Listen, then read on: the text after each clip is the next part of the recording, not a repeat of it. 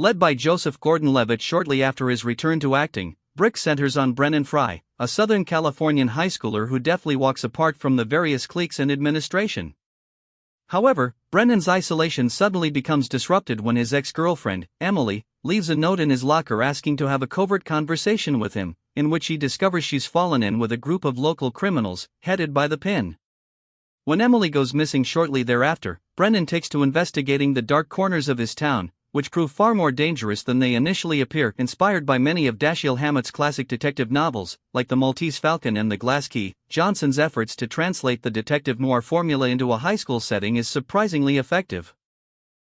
The majority of Brik's characters feel just as authentic to the teenage world as they would in a more mature setting, though there are certainly a few that feel out of place, particularly Megan Good's stage actor character Kara.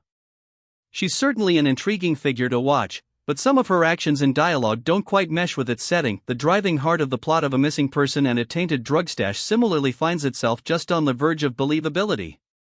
There's no denying that high schoolers find ways to get their hands on substances, be it on campus or off, and while it's humorous the way Johnson established Lucas Haas Kingpin as being a live-at-home adult, it does create some questions as to the actual logistics behind his criminal lifestyle. However, one of the biggest elements of Brik that remains a real fascination for me is Johnson's crackling script.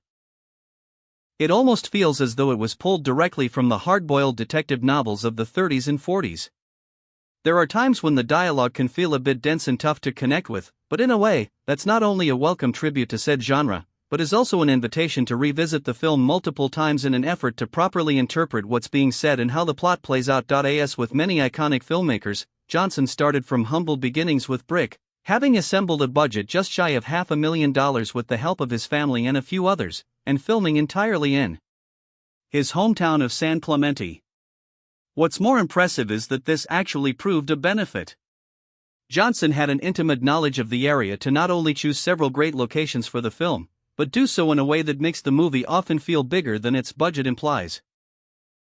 Whether it's high-speed driving scenes in which characters are nearly run over or dream sequences using DIY methods to craft some of its more ambitious visuals, Johnson and cinematographer Steve Yedlin pull off some incredible sequences throughout the film. Some of the more memorable scenes remain the chase scene between Brendan and the thug attempting to kill him. As with any detective story, having a captivating lead embodying the protagonist is key to its success, and not only did Johnson craft a well-realized character in the form of Brendan, but Joseph Gordon-Levitt brings him to life with aplomb. When one thinks of the film noir and neo-noir genres, it's easy to immediately be drawn to the likes of Jack Nicholson in Chinatown and Harrison Ford in Blade Runner, yet it's Gordon-Levitt's turn as Brendan that often comes to mind. The Emmy winner truly did a magnificent job of mixing the assured, cold exterior of classic noir detectives with the vulnerability of a high schooler, while the rest of the cast is also just as effective, particularly Noah Fleisch as the hot-headed yet sensitive Tug and Johnson mainstay Noah Segan as wildcard Burnout Dode. The other major standout in Brik's roster is Nora Zehetner as the femme fatale Laura. I certainly wasn't always falling for the false front she was putting up to Brendan, and yet, nearly every time she was on screen, Zehetner did a wonderful job of presenting multiple layers to her character that, when combined with Johnson's stylish direction, made her nonetheless fascinating to follow. And that's a wrap on today's review.